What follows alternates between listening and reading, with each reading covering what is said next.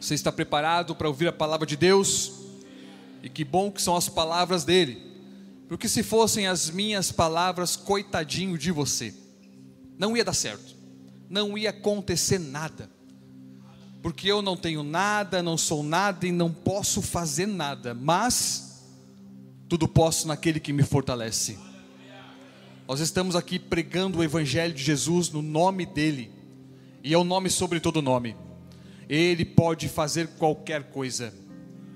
É o Deus Todo-Poderoso, Cristo de Deus, que é o pastor desta igreja, e também é o nosso sustentador. Amém? Glória a Deus. Então eu te convido a abrir a sua Bíblia desde já, no Evangelho de Jesus, segundo escreveu Lucas, no capítulo 8.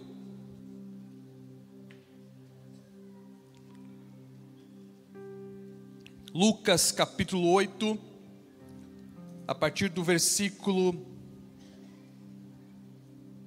42.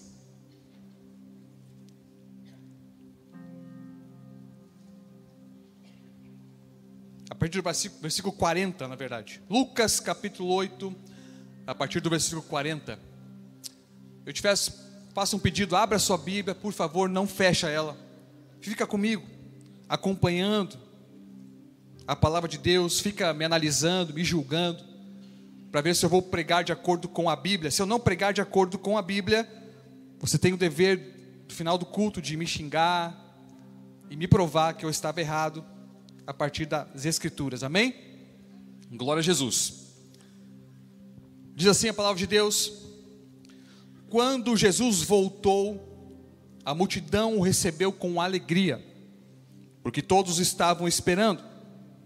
Eis que veio um homem chamado Jairo, que era chefe da sinagoga, e prostrando-se aos pés de Jesus, suplicou-lhe que fosse até a sua casa, pois tinha uma filha única de 12 anos que estava morrendo.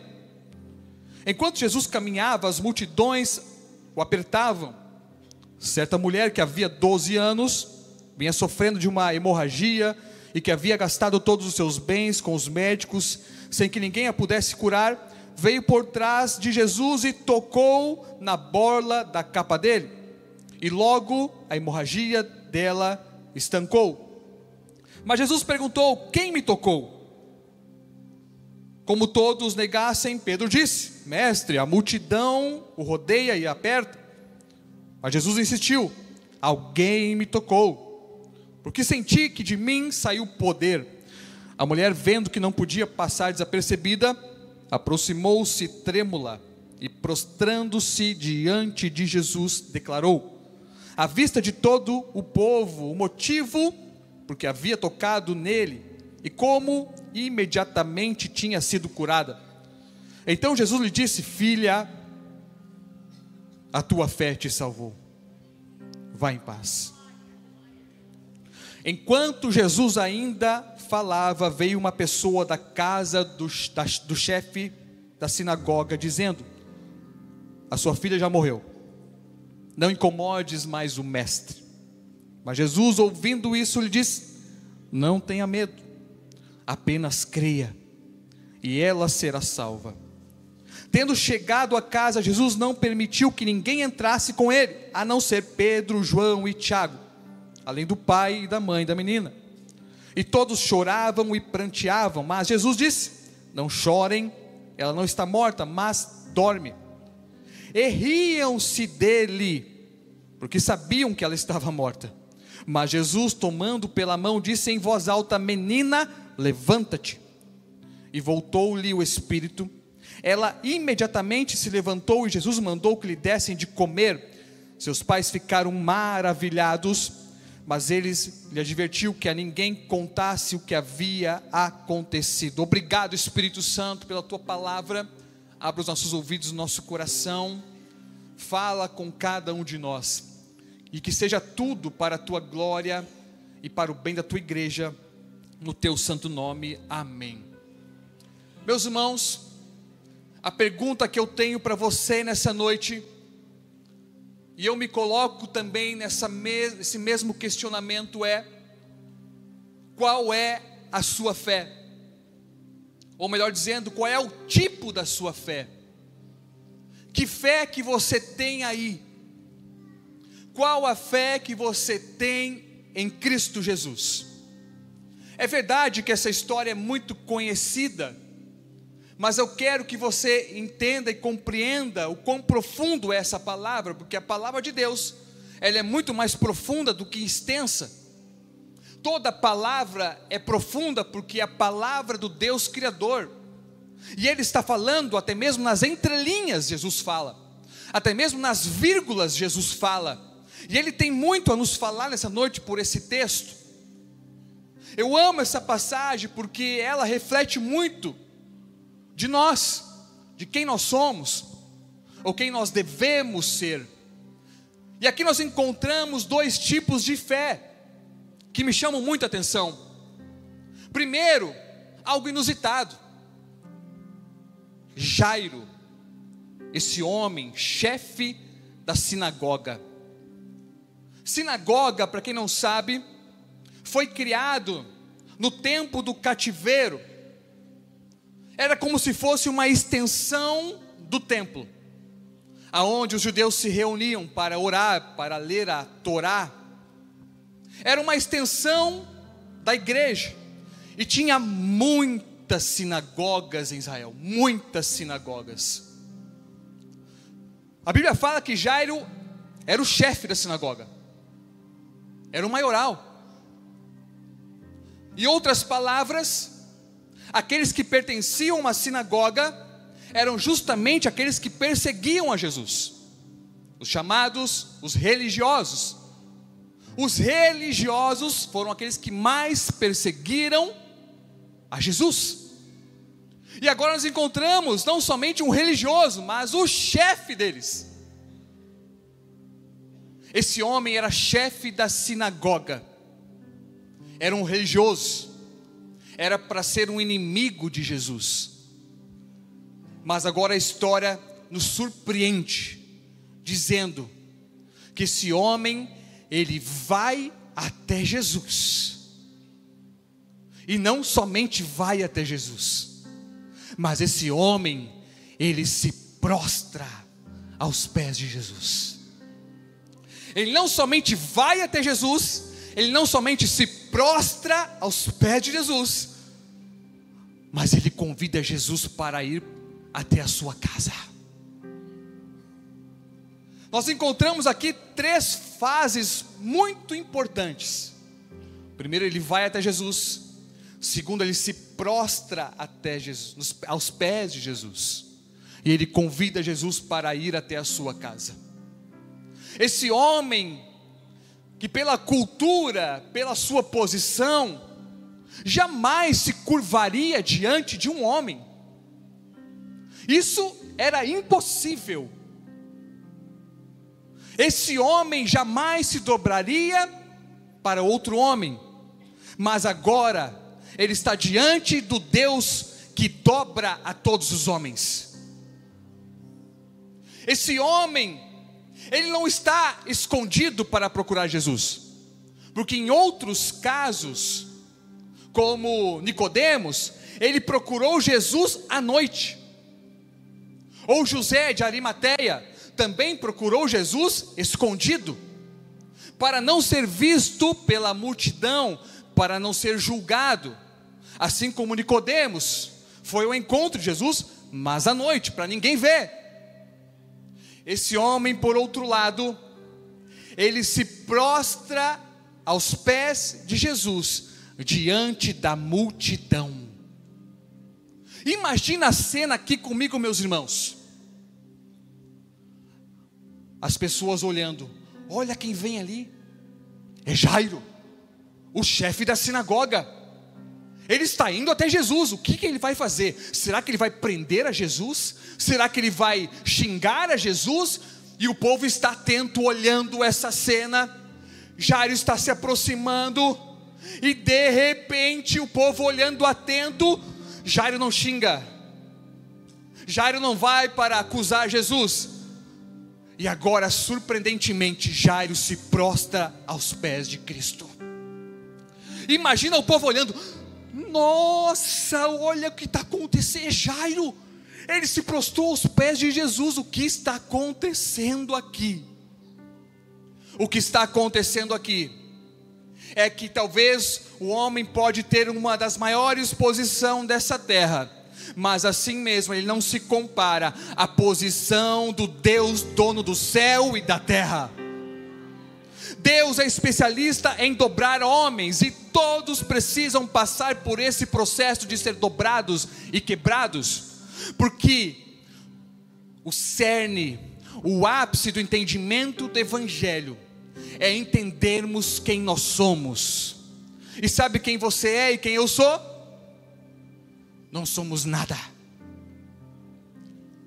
E quando eu me prostro, eu estou reconhecendo quem eu sou. Eu estou dizendo: Senhor, eu não posso fazer nada, eu não tenho nada, eu não sou nada. Aquele homem deixou seus títulos de lado, pastor Gilmar, deixou a tradição de lado, o que iriam falar dele, não se importou com nada disso. Ele apenas creu que aquele Jesus não era simplesmente um profeta, não era simplesmente um homem qualquer, mas que sim, ele era o Filho de Deus enviado para salvar o mundo. Não importa quantas faculdades nós temos, quantas pós-graduações, mestrado, doutorado. Eu digo por mim mesmo, no meio teológico, quanto mais nós estudamos teologia, isso tem que reverter em humilhação, porque a fé está ligada à humilhação. Uma coisa está ligada à outra. Não tem como eu ter fé em Jesus e eu ser orgulhoso. Não tem como eu ter fé em Jesus e dizer: eu sou bom, eu sei, eu faço. Porque quem tem fé em Jesus sabe que só Ele pode fazer todas as coisas. Pastor nenhum cura, pastor nenhum transforma ninguém. É no poder do nome de Jesus. Esse é o nome sobre todo nome, o nome que nós pregamos, anunciamos com toda a nossa vida. Ele se aproxima de Jesus, ele se dobra a Jesus. E por qual motivo isso? Teve um motivo. O motivo era porque a morte se aproximou da sua casa. Mas tem um detalhe: quando a morte se aproximou da sua casa, ele se aproximou da vida eterna. Ele era o príncipe da sinagoga, mas ele se dobrou ao príncipe dos céus. Quando nós reconhecemos quem nós somos, as nossas debilidades, aí Jesus faz através de nós e em nós. Deus só usa aqueles que se dobram, que são quebrados. Aqueles que não são orgulhosos. Não tem espaço para orgulhoso no Evangelho. Quanto mais títulos nós recebemos, isso tem que reverter em mais humilhação.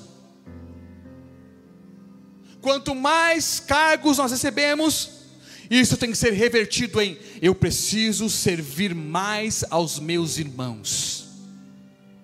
Eu preciso servir, amar e saber que eu não sou melhor do que ninguém.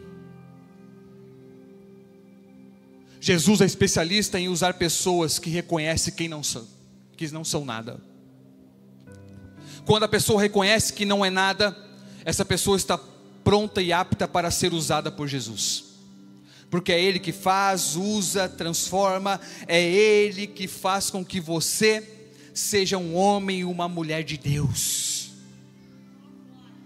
Glória a Deus. É interessante porque nós vivemos numa cultura hoje em que muitos dizem: eu sei, eu tenho, eu sou. Mas na verdade só tem um grande eu sou. Jesus, Ele é o grande eu sou, e nós não somos nada sem Ele.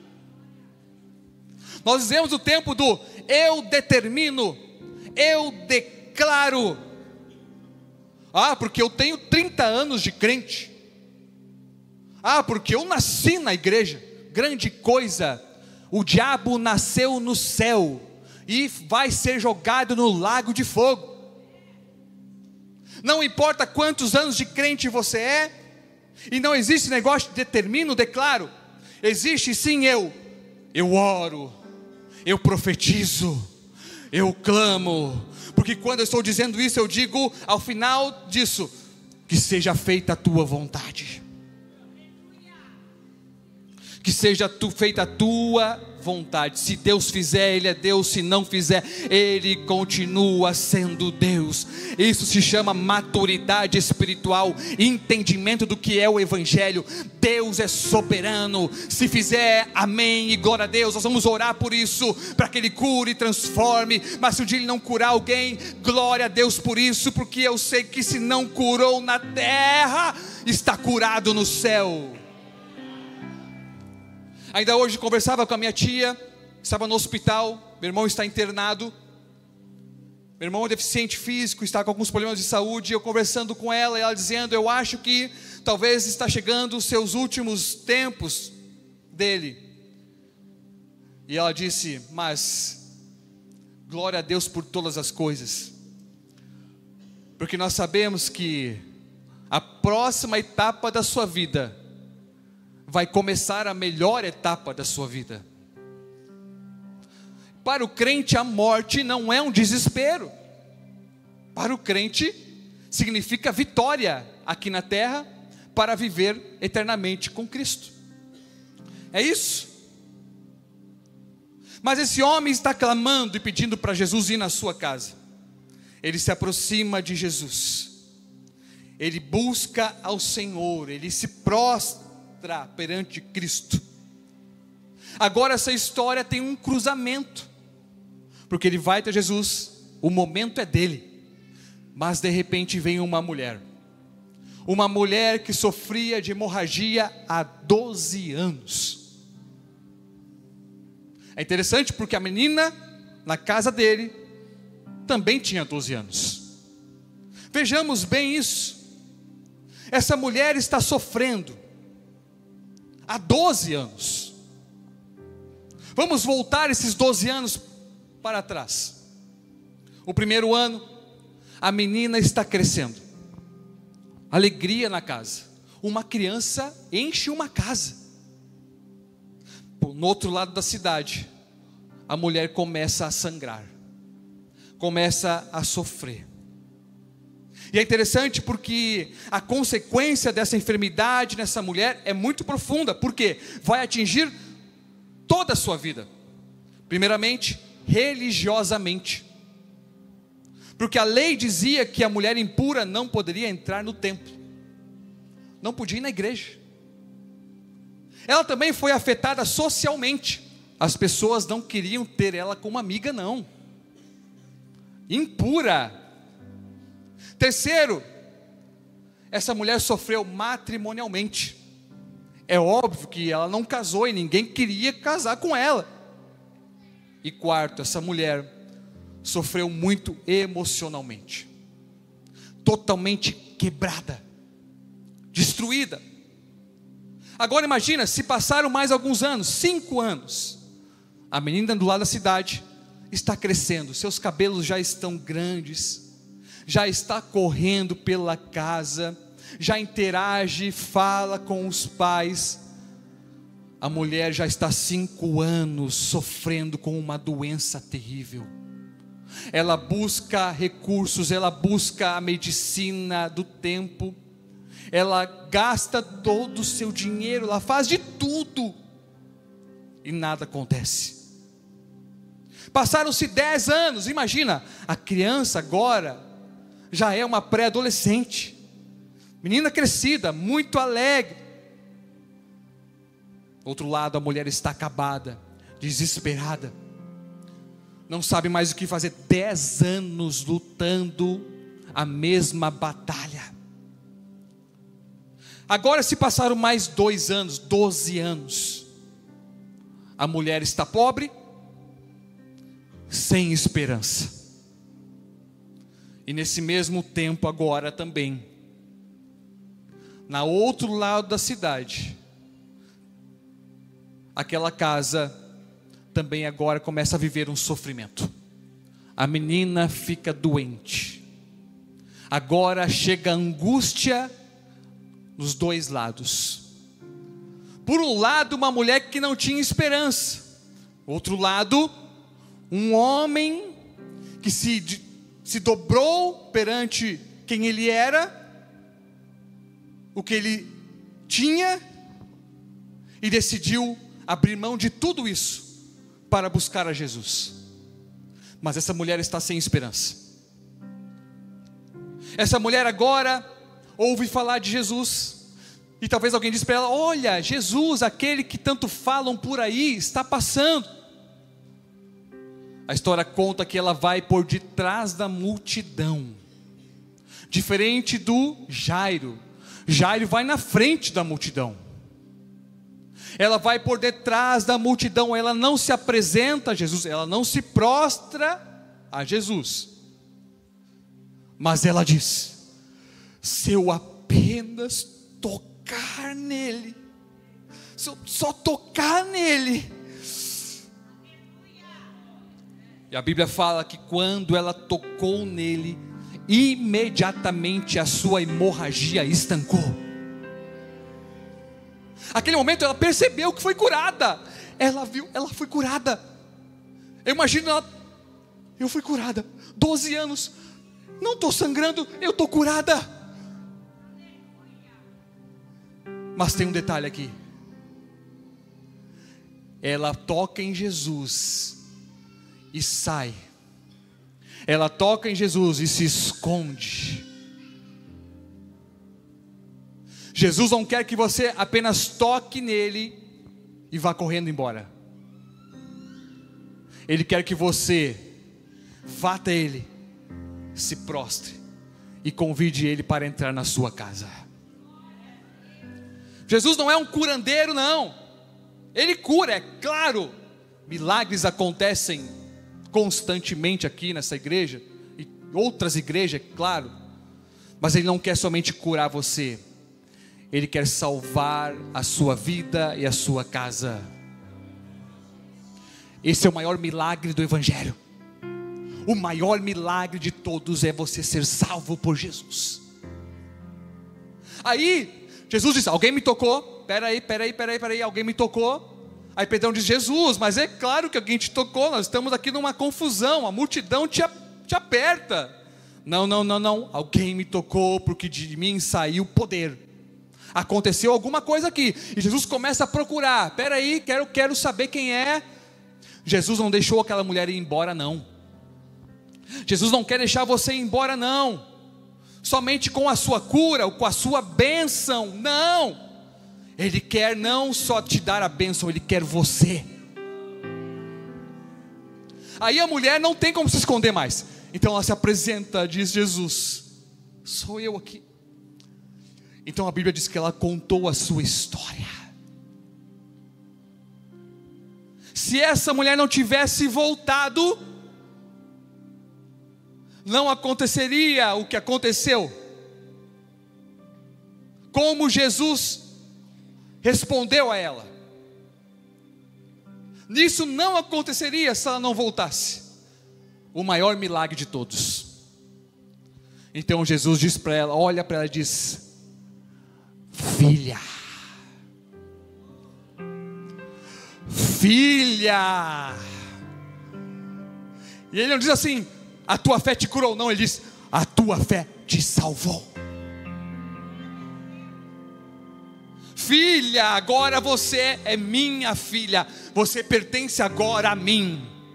Eu não te dei apenas a cura, mas eu te dei agora a família real, a família eterna do céu.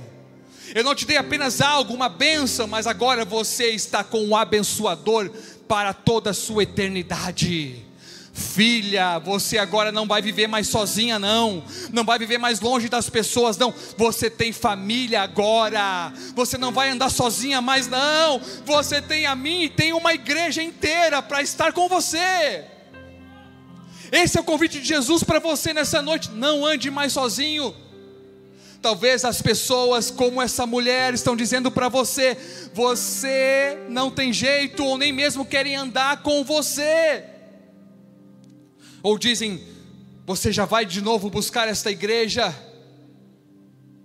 Mas lembre-se que quando nós buscamos a Jesus, quando nós dobramos os nossos joelhos perante Jesus, muitos virão com o dedo apontando e nos acusando, porque não entendem aquilo que nós estamos vivendo, e por isso nos chamam de loucos, malucos, e realmente nós somos, porque nós encontramos a razão da vida, a razão de viver. Muitos tocam em Jesus e querem sair correndo. Eu te convido a tocar em Jesus, mas também se prostrar perante Ele, a convidá-lo para entrar na sua casa. E a igreja é exatamente para esses. A igreja é o corpo de Cristo aqui na terra. E você não pode dizer, como as pessoas talvez pensam e talvez agem dessa forma, quando dizem: eu estou mal, não vou na igreja. É a mesma coisa do que você dizer: eu estou com fome e não vou comer. Aqui é justamente o lugar para que você seja mais uma vez tocado por Jesus. Aqui é o lugar para que a sua fé aumente mais uma vez. A palavra gera fé. A fé vem pelo ouvir e ouvir da palavra de Deus.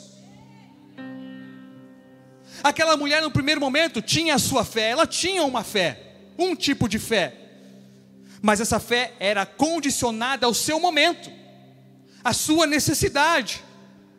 Mas agora a sua fé se torna condicionada à eternidade. A fé que eu quero que todos nós tenhamos, não é uma fé do momento, uma fé de um arrepio, não, é uma fé que vai para a eternidade. É esse tipo de fé. Eu não quero uma experiência só, não. E muitos vêm para a igreja para ter uma experiência. Eu vou para a conferência do Espírito Santo porque eu quero ter uma experiência com o Espírito Santo. Mas entenda que um crente que é cheio do Espírito Santo, ele vive criando um ambiente espiritual. Jairo foi esse que criou o ambiente. Ele criou o cenário. Ele chamou a Jesus, foi até Jesus, se prostrou, adoração. Ele chama Jesus, se prostra, começa a adorar Jesus. Parece com algo parecido que fazemos aqui. Se prostra até Jesus e convida: Jesus, entra na minha casa. Jesus, governa a minha vida. Ele preparou um ambiente. Para ser cheio do Espírito Santo, nós precisamos buscar viver esse ambiente. E só tem um jeito: é palavra, é jejum, é oração, é congregar. Isso gera um ambiente espiritual, um ambiente de milagre. E aqui é um ambiente de milagre, porque ele é gerado por pessoas aqui de oração, de jejum, que amam a Jesus sobre todas as coisas. E é por esse motivo que as pessoas vêm e tocam em Jesus, porque o ambiente está pronto, está preparado. Mas o convite de Jesus é: não toque somente, mas viva com Jesus a partir de hoje com você. Esse é o maior milagre de todos. Nós não podemos mais tratar o Evangelho como algo facultativo, não, como apenas mais uma coisa que eu tenho na minha vida, mais um compromisso do domingo e da quarta-feira, não. Eu não posso também ser um vampiro gospel, que vou na Santa Ceia para beber o sangue e nunca mais volto. Até o mês que vem, Jesus, mês que vem eu volto, obrigado. Eu fico maluco quando eu olho o culto de ceia lotado.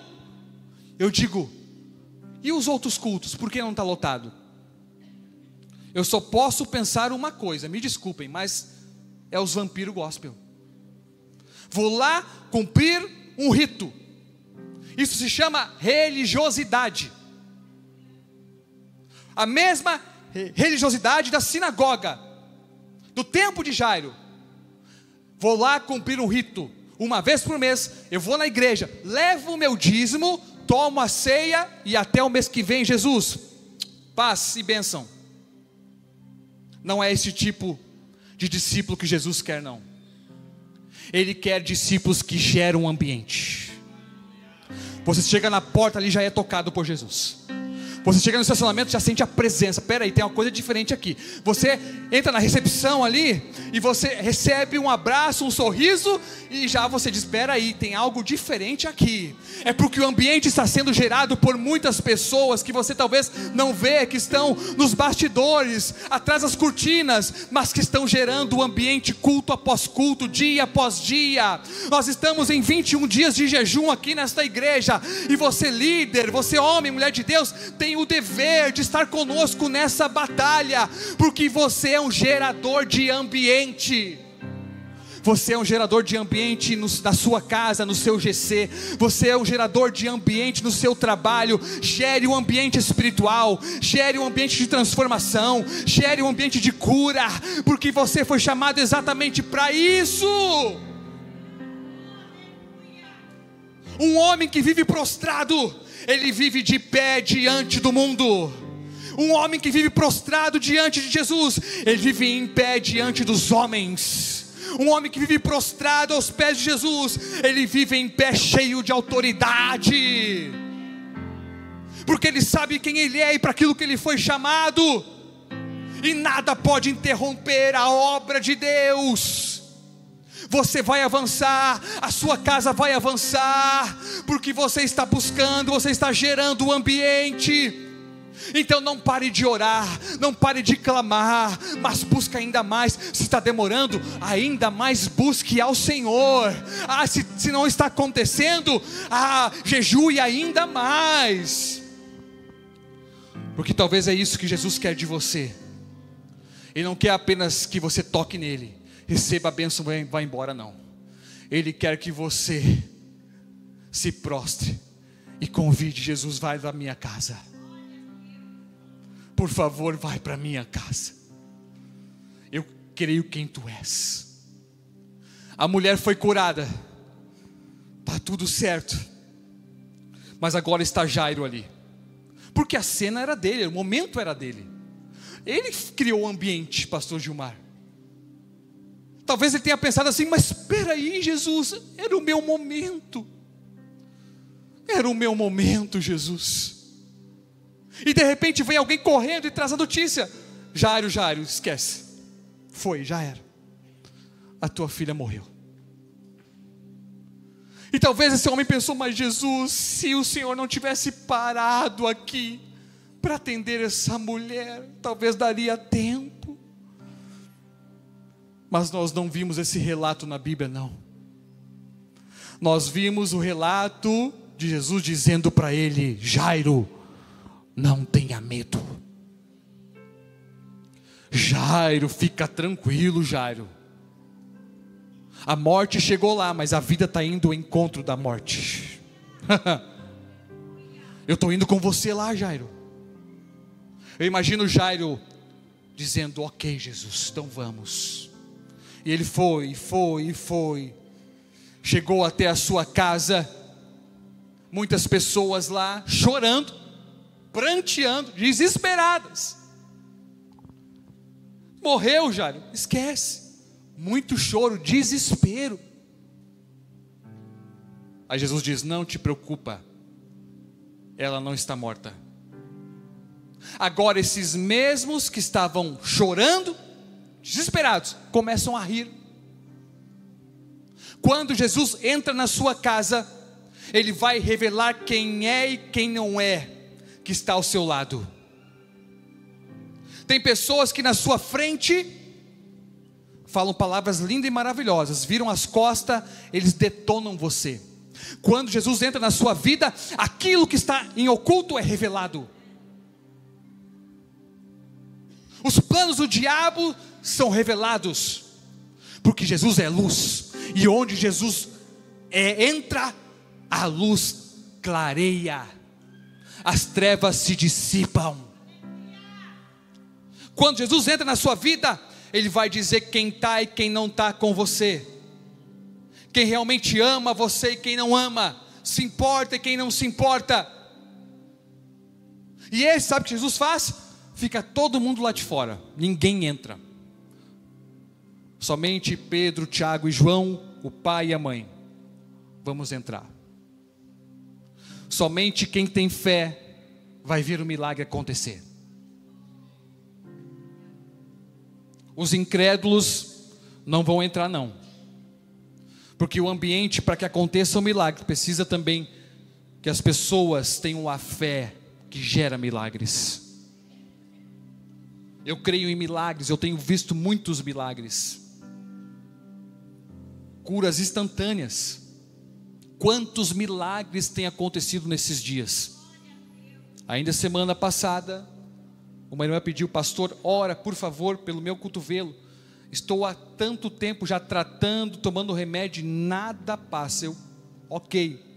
Ela foi comprar um livro, eu assinei o livro, eu disse: vou orar agora, não é amanhã, não é depois, é agora.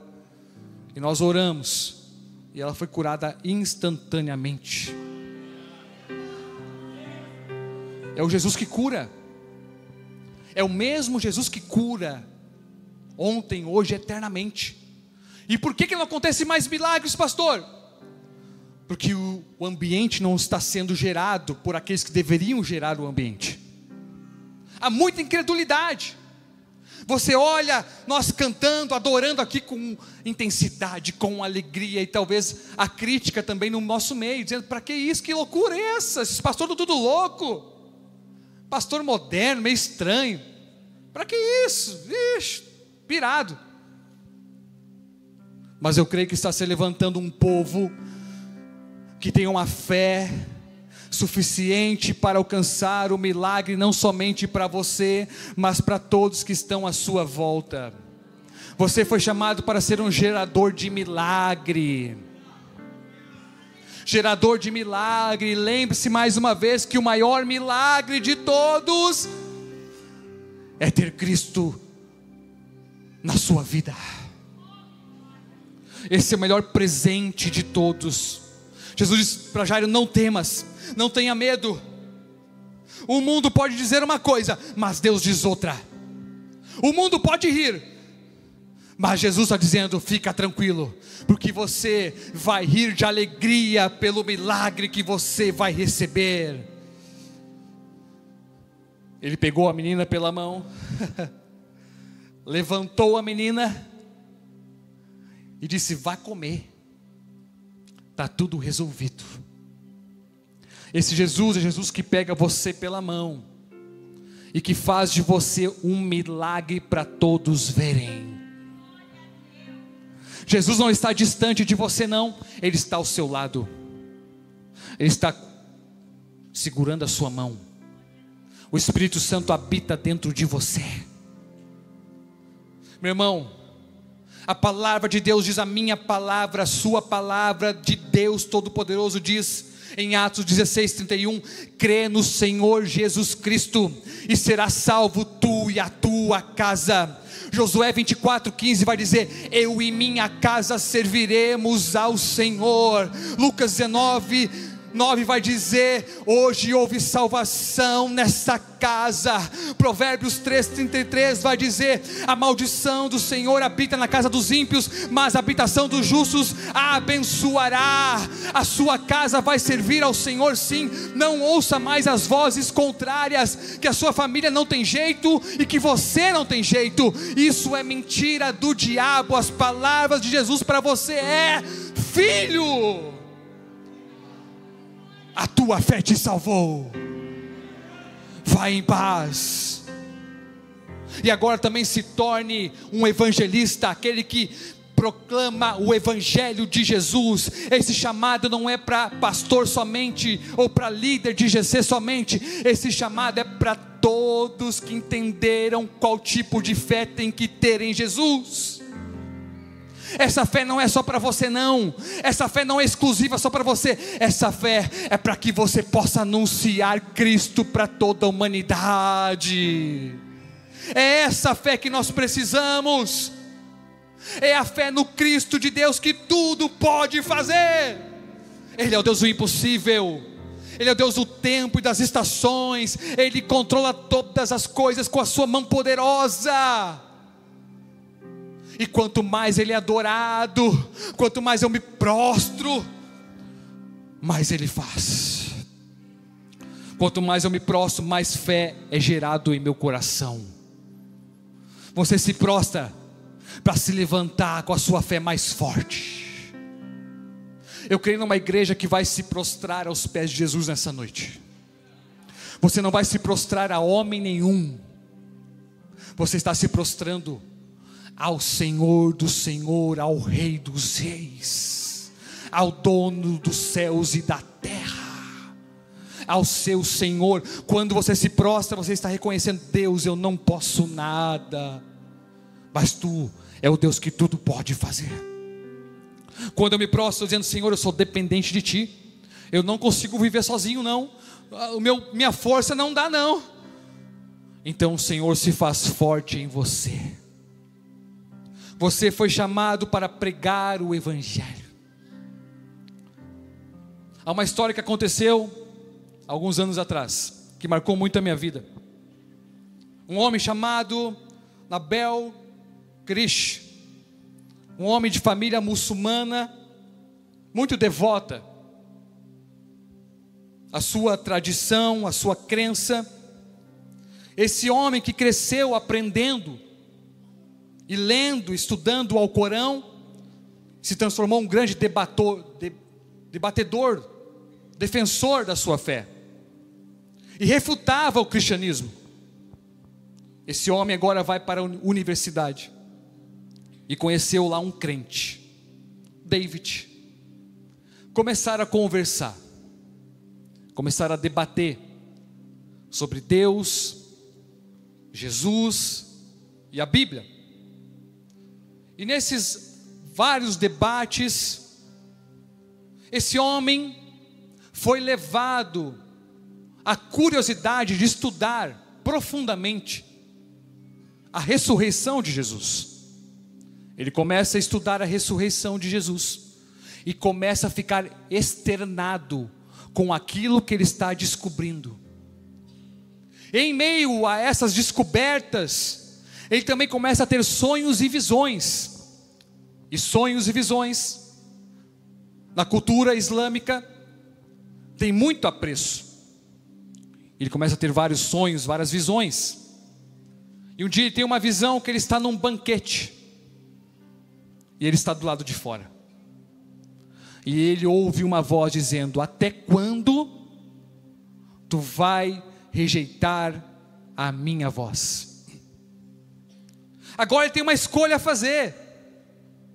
Ele começa a compreender que Jesus não é simplesmente um profeta, conforme os muçulmanos acreditam, mas que de fato Jesus era o Filho de Deus. Quanto mais ele estudava sobre Jesus, mais ele compreendia quem era Jesus. Ele então decide, na sua luta interior intensa, aceitar a Jesus. Mas significava perder a aceitação da sua família, dos seus amigos e da sua comunidade. Mas diante disso ele declarou: eu sei o que é verdade. Jesus é o caminho, a verdade e a vida. Eu escolho segui-lo, mesmo que isso me custe tudo. Eu decido segui-lo. Então ele entregou a sua vida para Jesus, se tornou um pregador do Evangelho e autor do best-seller chamado Em Busca de Alá, Encontrei Jesus. Esse homem, poucos anos depois, teve um câncer severo, e ele disse uma das frases mais incríveis que eu já ouvi. Ele disse assim: mesmo se Jesus não me curar aqui, Ele me deu a vida eterna. Esse homem morreu aos 34 anos de idade, em 2017. E o seu livro tem impactado muitas pessoas e nações. Em busca de Alá, eu encontrei Jesus.